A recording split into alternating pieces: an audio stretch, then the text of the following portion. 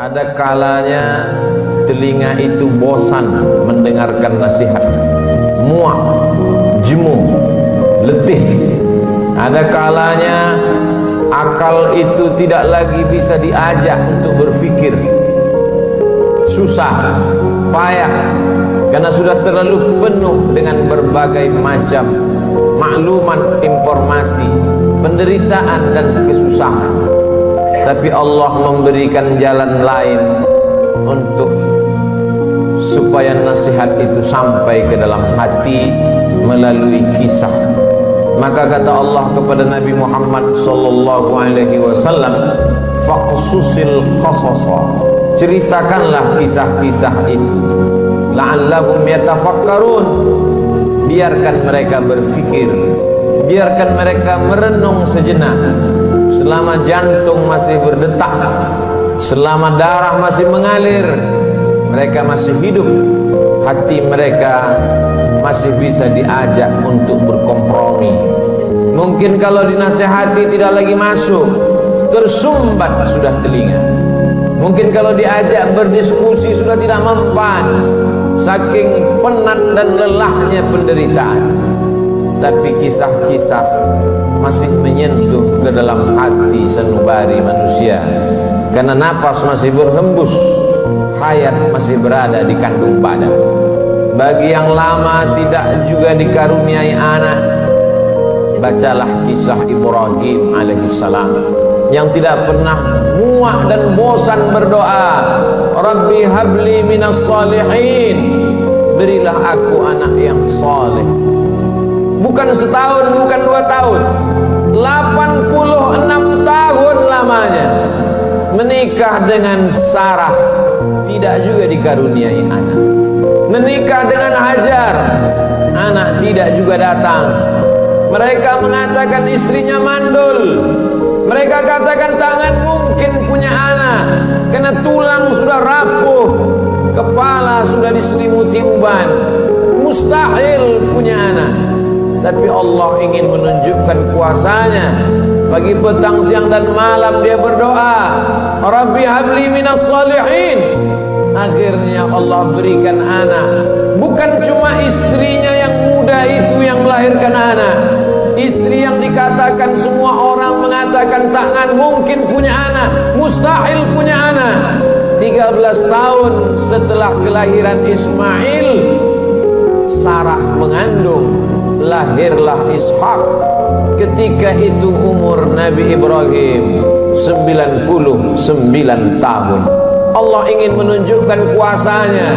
Innama amruhu idza arada syai'an ayyaqula lahu kun fayakun. Setan berbisik, mengapa dia yang pacaran, dia yang berzina, sekali berhubungan kelamin langsung punya anak? Mengapa dia yang melakukan hubungan tidak halal, tidak ada akad, tidak ada saksi, tidak ada mahar, tidak ada izin orang tua? Mengapa begitu mudah? Memang itulah kerja setan. Alladzi yuwaswisu fi sudurin nas la'atiyannahum min baini aydihim. Aku akan datang dari depan, wa min khalfihim, dari belakang, wa an aymanihim, dari kanan, wa an syama'ilihim, dari kiri. Memang begitulah kerja-kerja setan dari bentuk jin. Syayatinul jinni wal insi. Ada pula setan yang berbentuk manusia, yang kerjanya menghangat-hangatkan hati, memanaskan perasaan, sehingga mendidih bergejolak sampai pada mencaci maki Tuhan. Beristighfarlah, minta ampun kepada Allah. Bacalah kisah-kisah mereka, bagaimana susahnya Nabi Zakaria berdoa kepada Allah, Rabbi habli min ladunka dzurriyyatan thayyibah, berilah aku keturunan yang baik-baik ya Allah. Allah berikan keturunan yang baik. Anak itu bernama Yahya, seorang perempuan lama tidak punya anak, namanya Hannah. Dia berdoa kepada Allah, Rabbi, ya Allah, inni aku nazartu, bernazar, laka ma fi batni muharrara, kalau aku punya anak, kalau aku bisa mengandung, anakku ini akan kujadikan muharrara khalisan li khidmati Baitul Maqdis. Dia tidak akan menjadi petani, dia tidak kusuruh bercocok tanam, dia tidak akan mencari ikan di tengah laut menjadi nelayan, dia tidak akan menjadi pegawai kerajaan. Dia hanya akan aku jadikan muharrara, menjadi pelayan Baitul Maqdis. Hidupnya hanya akan menjadi pelayan rumahmu ya Allah. Dia tidak ada kerja lain. Kuwakafkan anakku ini untukmu ya Allah. Fataqabbalaha rabbuha. Allah kabulkan doanya biqabulin hasanin wa ambataha nabatan hasana. Anak itu tumbuh dengan pertumbuhan yang baik. Wa inni sammaituha Maryam.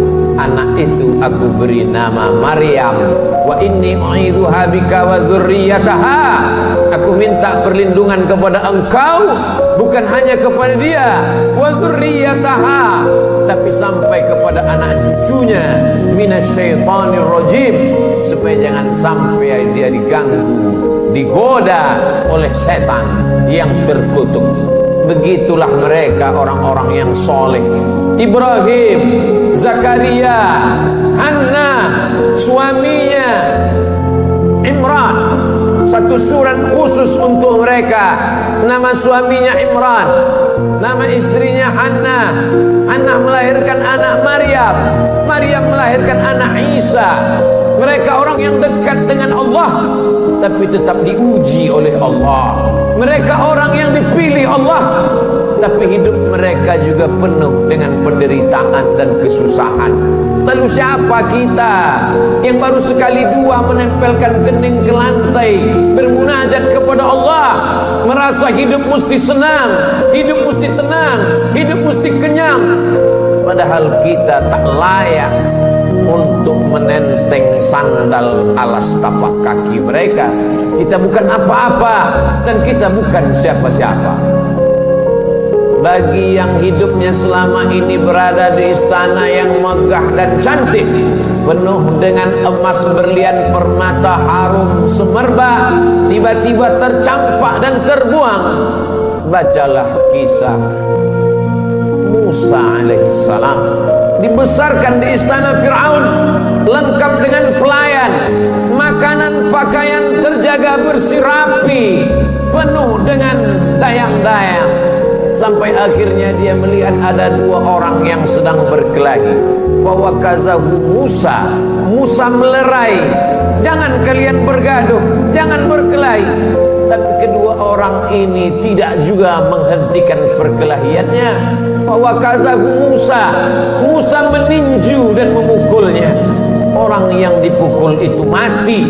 Dan kebetulan yang mati itu adalah masyarakat kelas atas, masyarakat keluarga Fir'aun. Musa takut. Dia pergi bernaung di bawah kayu yang rindang sambil berpikir meninggalkan istana Fir'aun yang megah, gagah, perkasa.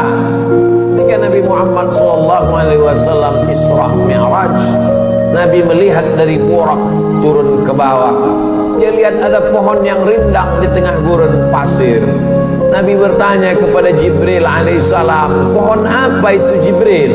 Jibril menjawab, itulah pohon tempat bernaungnya Musa alaihissalam ketika dia terusir dari istana Fir'aun. Ayah tidak ada, ibu tidak ada, istri tidak punya, anak apalagi, sebatang kara, terbuang jauh dari istana. Satu-satunya berpegang teguh hanya kepada Allah. Orang yang bersama dengan Allah hatinya menjadi ramai walaupun dia di tengah kesunyian. Orang bersama dengan Allah dia bahagia walaupun dia dalam kesusahan dan penderitaan. Orang yang bersama dengan Allah tak pernah putus asa. Bersama dengan harta akan binasa, bersama dengan kemegahan, kemuliaan, jabatan akan berakhir. Bersama dengan dia, siapa dia? Al-Hayyu Maha Hidup. Bersama dengan dia, siapa dia? La ta'khudhuhu sinatun wala naum. Dia yang tak mengantuk dan tidak tidur. Ternyata itu hanya skenario Allah. Allah ingin melepaskan Musa dari kungkungan harta benda, dari cengkraman kekuasaan Fir'aun terlaknat. Allah ingin mempertemukan Musa dengan guru yang bijaksana, Shu'aib namanya. Dari kejauhan Musa melihat orang ramai. Ternyata mereka ngantri untuk mengambil air di sebuah sumur tua yang pintunya tertutup batu yang besar. Tidak sanggup mereka menggeser batu itu, walaupun mereka berkumpul beramai-ramai. Musa dengan kekuatan yang dititipkan Allah menggeser batu itu. Dengan mudahnya tutup sumur terbuka. Nabi Musa melihat ada perempuan yang jauh di barisan belakang. Dia panggil perempuan itu untuk mengambil air. Ternyata perempuan itu membalas budi Musa. Dia mengajak Musa untuk berjumpa dengan ayahnya, karena ayahnya lama mencari pengembala kambing. Apa kata si anak? Inna khaira man ista'jartal qawiyul amin. Kalau kau ingin mencari pengembala kambing ayah, selama ini kau susah mencari anak muda, pilihlah anak muda ini. Dia orangnya jujur dan amanah. Dari mana kau tahu dia jujur? Ketika dalam perjalanan tadi aku di depan, dia di belakang. Angin bertiup kencang, pakaian lekuk tubuh terlihat. Dia suruh aku ke belakang, dia ke depan, karena dia tidak ingin melihat yang dilarang Allah. Dari mana kau tahu dia kuat? 30 orang laki-laki ingin menggeser batu besar dari pintu sumur yang menutup. Tak sanggup mereka sampai dia datang. Akhirnya Musa dinikahkan dengan anak Shu'aib dengan mahar samania hijaj, 8 musim, 8 tahun lamanya mengembalakan kambing. Musa ulul azmi, banyak manusia tapi tak banyak yang dipilih menjadi nabi. Banyak nabi tapi tak banyak yang dipilih menjadi rasul. Banyak rasul tapi tak banyak yang dipilih menjadi ulul azmi. Musa salah satu ulul azmi. Musa yang diajak Allah untuk berbicara. Wa kallamallahu Musa taklima. Tapi sungguh pun begitu, pernah juga dia merasa terasing, kesunyian, kesepian, tercampak, terjatuh dari istana yang megah. Lalu siapa kita? Kita sedang diajak Allah untuk membanding-bandingkan diri dengan orang-orang yang soleh, yang hebat itu. Engkau yang ditugaskan untuk menjadi guru agama, menjadi juru dakwah di tempat yang jauh, di tengah hutan belantara, melewati air gelombang pasang, melewati sungai, melewati batu karang yang tajam, sampai di tempat tujuan tidak disambut dengan tala'al badru alaina. Kau tak disambut dengan marhaban, kau tak disambut dengan permadani merah, kau tak disambut dengan sukacita, dicaci maki, diejek.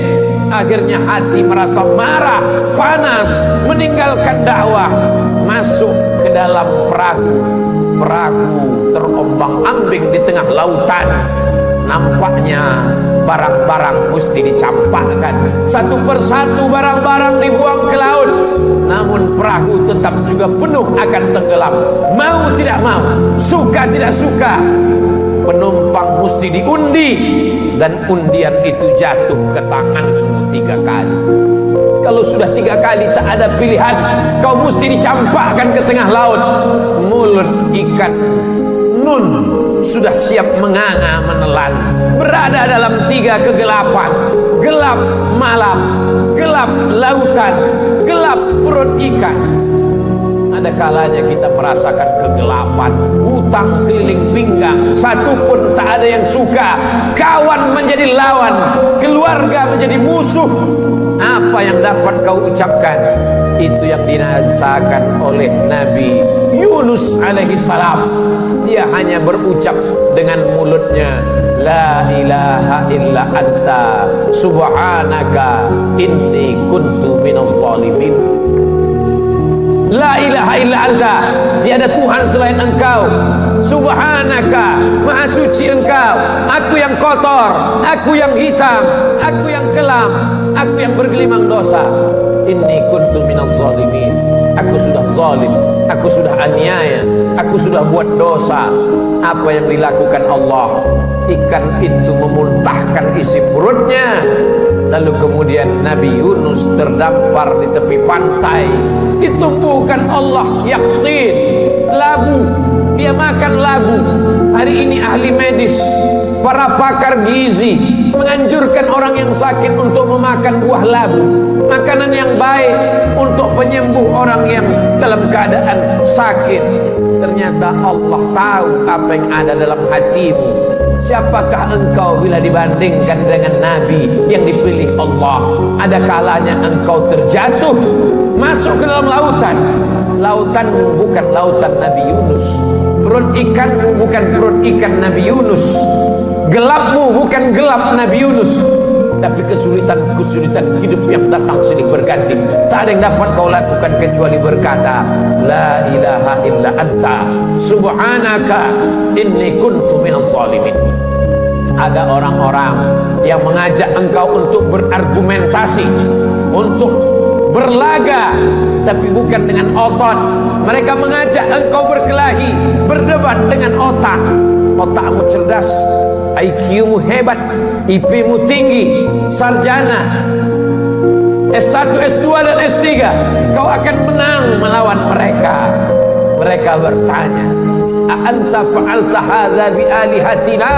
Kaukah yang sudah menghancurkan berhala-berhala kami? Kaukah yang sudah meluluh lantakkan sembahan-sembahan kami? Dengan ringan dia menjawab, bal fa'alahu kabiruhum hadza. Bukan aku yang menghancurkannya. Yang menghancurkan berhala ini, patung-patung ini adalah patung yang paling besar. Lihat dalam lehernya ada kampak. Dialah yang sudah menghancurkan. Ternyata orang-orang yang hebat berargumentasi itu, ketika dia kalah, dia tidak pakai otaknya, tapi yang dia pakai ototnya, yang dia pakai tenaganya, yang dia pakai kekuasaannya, yang dia pakai jabatannya. Kumpulkan semua kayu-kayu, bakar. Mereka membakar Nabi Ibrahim karena kalah berdebat dengan otak. Mereka pakai otot, jabatan, kekuasaan, tenaganya mereka pakai. Bakar, harriquhu, bakar dia. Tidak ada tempat berserah diri kecuali Allah. Nabi Ibrahim hanya meminta, bermohon kepada Allah. Apa yang dikatakan Allah, apa yang dikirimkan Allah. Allah tidak kirim tayran ababil. Allah hanya berkata, ya nar, wahai api, kuni bardan, sejuklah, wasalaman, selamatlah ala Ibrahim. Api itu redup, api itu yang selama ini membakar, menghanguskan, meluluh lantakkan, membinasakan. Tapi kali itu Ibrahim keluar dari api unggun dalam keadaan salaman ala Ibrahim, selamat untuk Ibrahim. Ibrahim kita ucapkan bukan sekedar pemanis bibir di ujung lidah. Ibrahim kita sebut kama sallaita ala Ibrahim wa ala ali Ibrahim, kama barakta ala Ibrahim wa ala ali Ibrahim. Kalau anakmu mati, ternakmu mati, kebunmu kering kerontang, segala penghasilanmu hilang, tak cukup sampai di situ, penyakit pun datang, orang-orang menjauh. Bacalah kisah Nabi Ayyub alaihi